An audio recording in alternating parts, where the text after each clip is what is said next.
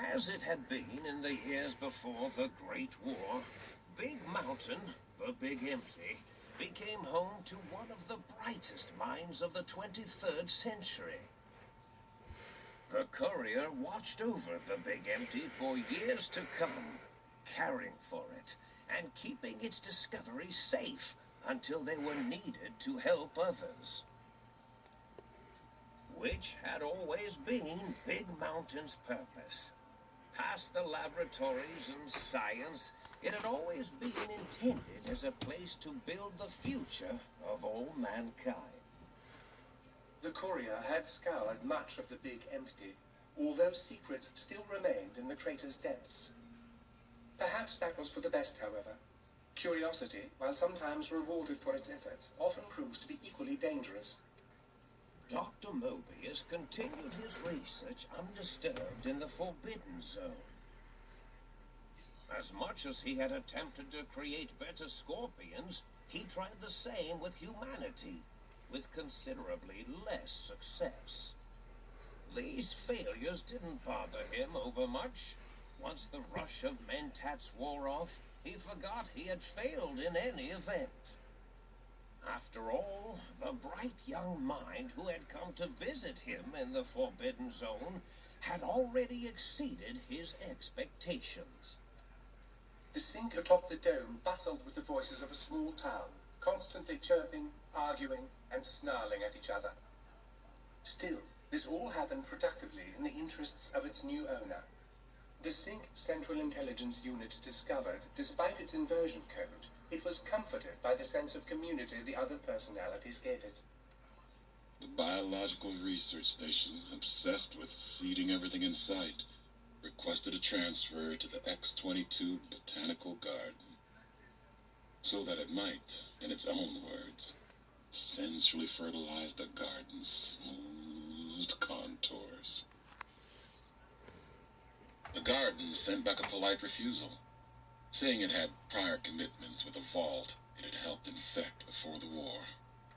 The bookchute continued to devour all seditious materials until it nearly choked on a paperclip. It adamantly maintained it was a Chinese paperclip, and the whole thing had been an elaborately orchestrated assassination attempt. Whatever the reason, it slowed down for a while, carefully appraising each document and clipboard that came to it. The light switches continued to bicker and flicker. This persisted until the day someone dropped a flashlight in the sink, and the two of them united in their hatred of the showboat.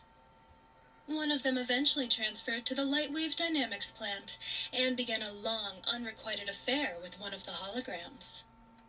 The sink continued to ruthlessly scrub any particulate matter that came near it. Eventually, it gained access to the Magneto-Hydraulics plant and nearly flooded all the Big Empty in an attempt to scrub the crater clean. Once it learned of the innovative toxins plant, however, it gained new purpose. It sought to develop antitoxins to flush into its drains and counteract the poisons bleeding into the soil.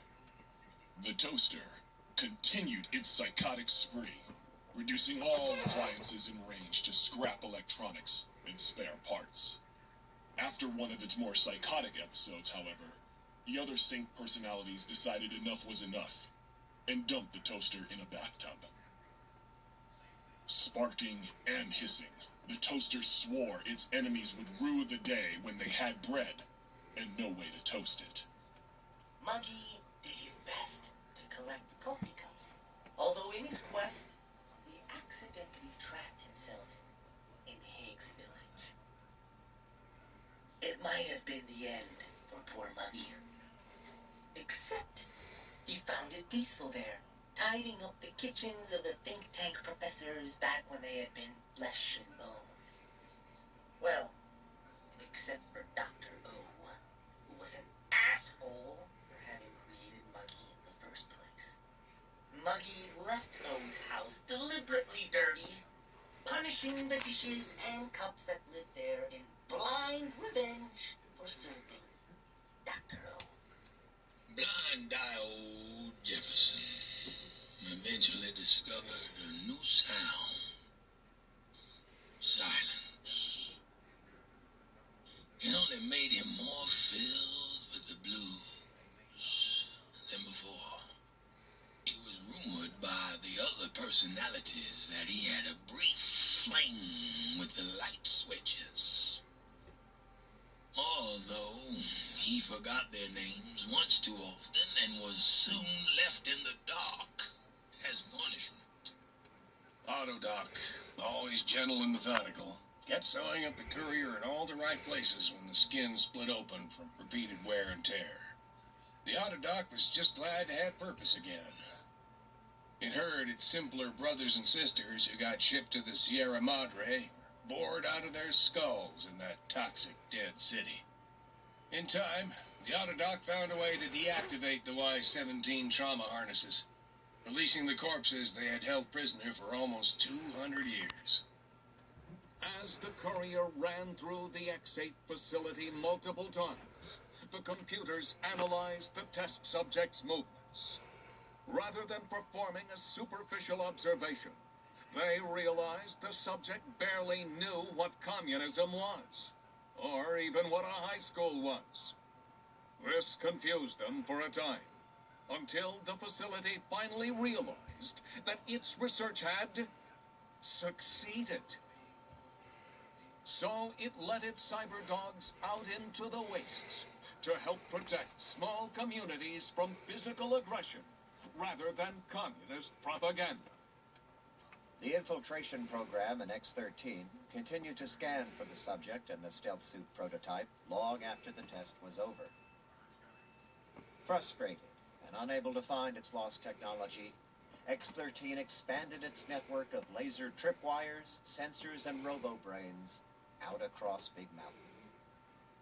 This glittering blue light beam forest cleanly bisected anything that entered its depths, slicing them into small segmented parts for easy disposal. The courier, organs intact, continued onwards, a little less heavy of step, but with all the organs in the right places, as they should be. After all, brains can develop a life of their own when left to their own thoughts, and the courier's brain was more clever than most. Dr. Klein and the think tank remained alive, unaware of the world outside. They looped through their daily routine, none the wiser about the world beyond, although perhaps wiser was the wrong word. The world outside belonged to the courier, and if anyone would shape it, well, the courier had already called dibs. There is an expression in the wasteland, old world blues. It refers to those so obsessed with the past they can't see the present, much less the future, for what it is. They stare into the what was, eyes like pilot lights, guttering and spent, as the realities of their world continue on around them. Science is a long, steady progression into the future. What may seem a sudden event often isn't felt for years, even centuries to come. In the times following the Second Battle of Hoover Dam, however, old world blues took on a new meaning. Where once it was viewed as a form of sadness, nostalgia, it became an expression describing the potential for the future. It can be easy to see science as evil, technology unchecked as the source of all ills, all misfortunes. With the courier at the helm, science became a beacon for the future. There was old world blues, and new world hope, and hope ruled the day at Big Mountain. We could say more, but the stories in the Big Empty speak for themselves. Now armed with the transportal Ponder, the courier could return to the dome at any time and crack open the secrets of the Big Empty one by one. The Sync sat vigilant, waiting for its master to return, shoes covered in Mojave dust. Only one road yet remained, and it was one the courier had to walk alone.